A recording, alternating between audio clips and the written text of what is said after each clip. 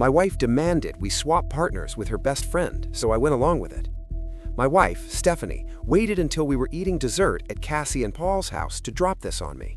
We should swap partners every Thursday, she said, and I literally watched her put her hand on Paul's thigh under the table. I saw it. Cassie saw it too, and her face went blank. What? I asked, because I honestly thought I heard her wrong.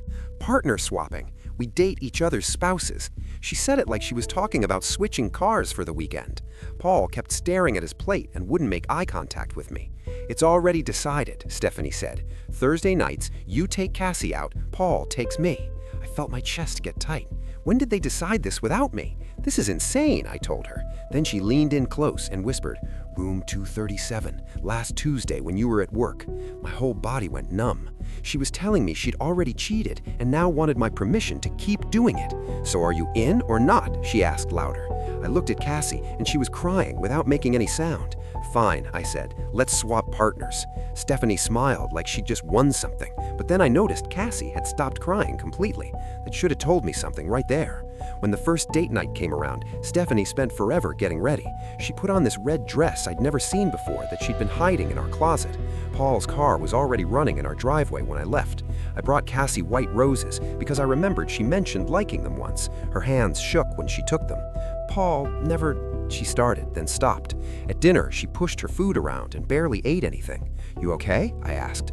"Paul's been different," she said quietly. "For months, even before." Then she stopped talking again. I reached over and touched her hand. "Before what?"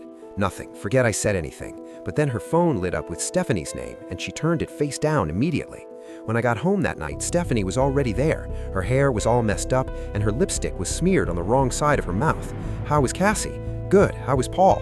Then she started telling me everything they did. The hotel room, the balcony, what they did against the wall. She kept getting louder with each detail. "Stop," I told her. "Why don't you want to know?" "No?" Her face got all twisted up. "Well, I'm telling you anyway." She kept going with more details while I pulled out my phone and texted Cassie. "Thank you for a lovely evening." Stephanie saw my screen and threw her wine glass at the wall.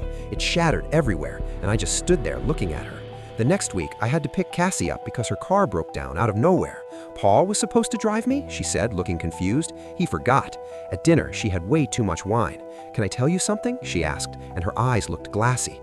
"Tuesday afternoons, that's when it started." My heart started racing. "What started?" She covered her mouth with her hand. "Nothing, forget it."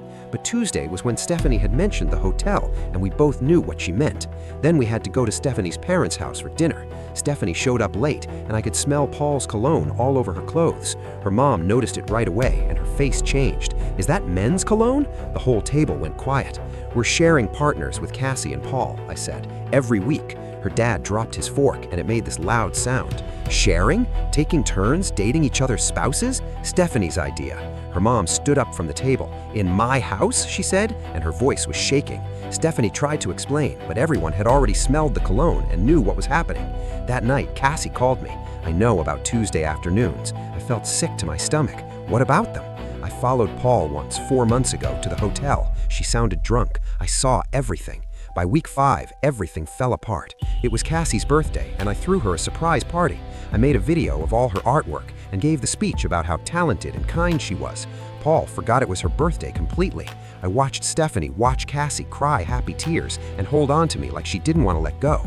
That night, Stephanie came home from Paul's and started telling me what they did in graphic detail again. "Stop, I don't want to hear it." She got mad. "But I'm telling you everything." I didn't ask. Then she demanded to know what Cassie and I did together. "We talked," I told her. "Talked? She's going through a lot. Paul's been distant for months." I watched Stephanie's face change when she realized her best friend was falling for me while she was throwing away our marriage for physical intimacy.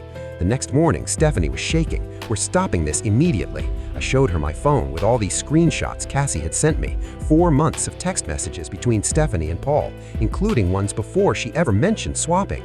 "Cassie's known the whole time," I told her. "She wanted to see if you'd confess." Stephanie's face went completely white. "She's filing for divorce."